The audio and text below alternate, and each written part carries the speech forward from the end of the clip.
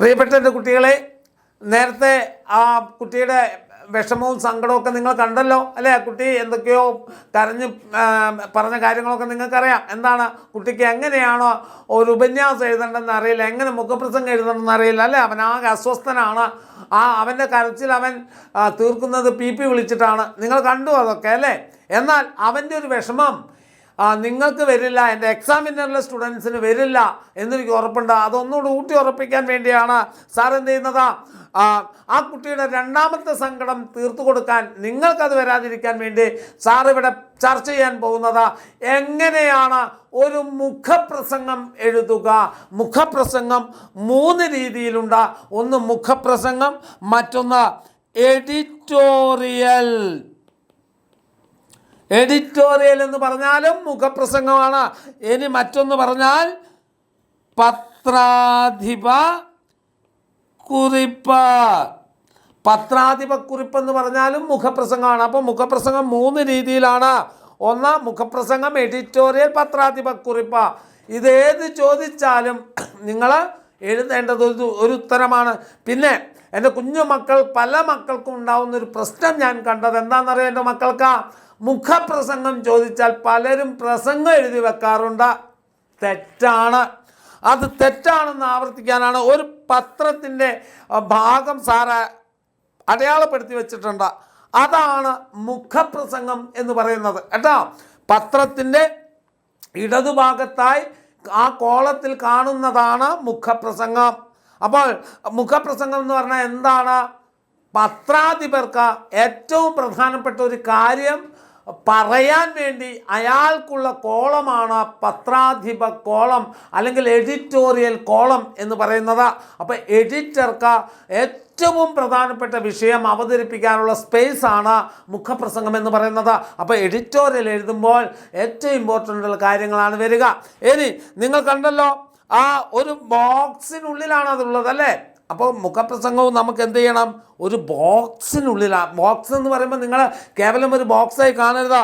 ഇതൊരു പേപ്പറാണെന്ന് കരുതുക. ഞാനിപ്പോൾ വരച്ചിരിക്കുന്ന ഒരു പേപ്പറാണെന്ന് കരുതുക. ആ പേപ്പറിൻ്റെ സാധാരണ മാർജിനോട് ചേർന്ന് വരയ്ക്കുകയാണ് വേണ്ടത് കേട്ടോ. എഴുതി കഴിഞ്ഞിട്ട് വരച്ചാലും മതി, എഴുതി കഴിഞ്ഞിട്ട് അതിനൊരു ബോക്സിനുള്ളിലാക്കിയാലും മതി. സാധാരണ ഉത്തരം എഴുതും പോലെ എഴുതി അതിനെ ബോക്സിനുള്ളിലാക്കിയാൽ മതി. ഇതാണ് എഡിറ്റോറിയൽ ചെയ്യുമ്പോൾ നിങ്ങൾ പ്രത്യേകിച്ച് ചെയ്യേണ്ടത്. അങ്ങനെ കോളത്തിനുള്ളിലൊക്കെ ആക്കി നിങ്ങൾ എഴുതുമ്പോൾ ഉറപ്പായിട്ടും നിങ്ങളുടെ പേപ്പർ നോക്കുന്ന ഒരാൾക്ക് വ്യക്തമാവും നിങ്ങൾക്ക് മുഖപ്രസംഗം എന്താണെന്ന് അറിയാം. അപ്പോൾ മുഖപ്രസംഗം എന്താണെന്ന് മനസ്സിലായല്ലോ. പത്രാധിപക്കുറിപ്പ് പത്രത്തിൻ്റെ ഭാഗത്തുള്ള ഭാഗമാണ്. ഇനി ഒരു മുഖപ്രസംഗം അഥവാ എഡിറ്റോറിയൽ എഴുതുമ്പോൾ ശ്രദ്ധിക്കേണ്ട കാര്യം എന്താണ്? ഉപന്യാസം പോലെ തന്നെ ശീർഷകം നിർബന്ധമാണ്. ശീർഷകം ചോദ്യത്തോട് 100% നീതി പുലർത്തുന്ന ഒരു ശീർഷകമാണ് വേണ്ടത്. ചോദ്യത്തോട് 100% നീതി പുലർത്തുന്ന ഒരു ശീർഷകം അഥവാ തലക്കെട്ടാണ് നമുക്ക് വേണ്ടത്. രണ്ടാമതോ ആമുഖം. ഉപന്യാസം പോലെ തന്നെ ആമുഖമുണ്ടാവണം. ആമുഖം എന്താണ്? ഇൻട്രൊഡക്ഷനാണ്. ആമുഖം എന്താണ്, എങ്ങനെയാണ് എഴുതേണ്ടത്? നിങ്ങളുടെ മുഖപ്രസംഗത്തിലേക്കുള്ള പ്രവേശകമായിരിക്കണം. ആ ആമുഖം വായിക്കുമ്പോൾ അടുത്തത് കൂടെ വായിച്ചു പോകാനുള്ള ഒരു താല്പര്യവും കരുതലും ആർക്കുണ്ടാവണം? വായനക്കാരനുണ്ടാവണം.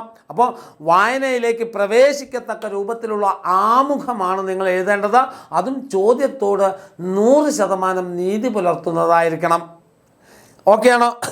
ഇനി സമകാലിക സാഹചര്യം അല്ലേ, ഇന്ന് നിലനിൽക്കുന്ന അല്ലെങ്കിൽ ഇന്നത്തെ കാലത്ത് നിലനിൽക്കുന്ന കാര്യങ്ങൾ കൂടി നിങ്ങൾ അതിൽ ചേർക്കേണ്ടതുണ്ട്. അതാണ് സമകാലിക സാഹചര്യം എഴുതണം എന്ന് പറഞ്ഞത്. അടിയന്തര പ്രാധാന്യമുണ്ട്. എന്തെങ്കിലും അടിയന്തര പ്രാധാന്യമുള്ള കാര്യമാണ് നിങ്ങൾക്ക് ചോദ്യം തന്നതെങ്കിൽ ആ അടിയന്തര പ്രാധാന്യം എന്താണ് എന്ന് നിങ്ങൾ എഴുതണം. ഇപ്പം ലഹരിമുക്ത കേരളം എന്ന വിഷയത്തിൽ എഡിറ്റോറിയൽ തയ്യാറാക്കാൻ വന്നാൽ അടിയന്തര സാഹചര്യം എന്ന് പറഞ്ഞാൽ വിദ്യാർത്ഥി സമൂഹത്തിൽ പടർന്നുകൊണ്ടിരിക്കുന്ന ലഹരിയുടെ അമിതമായ ഉപയോഗം തീർത്തും നിർത്തലാക്കണം. അതാണ് അടിയന്തര സാഹചര്യം എന്ന് പറയുന്നത്. പ്രകൃതി ദുരന്തവുമായി ബന്ധപ്പെട്ടുകൊണ്ടാണെങ്കിൽ മണ്ണിനെയും മനുഷ്യനെയും സ്നേഹിക്കുന്ന, മണ്ണിനെയും മരങ്ങളെയും മനുഷ്യനെയും ഒക്കെ സ്നേഹിക്കുന്ന വികസനമാണ് നമുക്ക് വേണ്ടത്. അല്ലേ? നമ്മുടെ വികസനം പരിസ്ഥിതി സൗഹൃദമായിരിക്കണം. അതാണ് അടിയന്തര സാഹചര്യം എന്ന് പറയുന്നത്. അപ്പോൾ അടിയന്തര സാഹചര്യം, അടിയന്തര പ്രാധാന്യം, പരിഹാര മാർഗം. നിങ്ങളുടെ അവസാനത്തെ പാരഗ്രാഫ് എന്ന് പറയുന്നത്, കൺക്ലൂഷൻ്റെ തൊട്ട് മുകളിലുള്ള പാരഗ്രാഫ് എന്ന് പറയുന്നത് റെമഡിയൽ ആയിരിക്കണം. എന്താണ്? പരിഹാര ബോധനം, പരിഹാര മാർഗങ്ങൾ നിങ്ങൾ നിർദ്ദേശിക്കണം. ആ പരിഹാര മാർഗങ്ങൾ നിങ്ങൾ എഴുതണം. അതാണ് പരിഹാര മാർഗങ്ങൾ എന്നതുകൊണ്ട് ഉദ്ദേശിച്ചത്. അവസാനം ഉപസംഹാരം എഴുതണം, കൺക്ലൂഷൻ എഴുതണം. ഇതിൽ ഉപന്യാസത്തിൽ നിന്ന് വ്യത്യസ്തമായി പരിഹാര മാർഗങ്ങളും അടിയന്തര പ്രാധാന്യവും നിങ്ങൾ കോട്ട് ചെയ്ത് വെക്കുക. അതാണ് മുഖപ്രസംഗം. 3 രീതിയിൽ അറിയപ്പെടും: എഡിറ്റോറിയൽ, പത്രാധിപക്കുറിപ്പ്, മുഖപ്രസംഗം. ഓക്കെ ആണോ മക്കളെ? ക്ലിയർ അല്ലേ? ഇനി ആ കുട്ടി പീപ്പി വിളിച്ച് കരഞ്ഞതുപോലെ എൻ്റെ മക്കൾ കരയോ? ഇല്ലല്ലോ. ഓക്കെ അല്ലേ? ബൈ.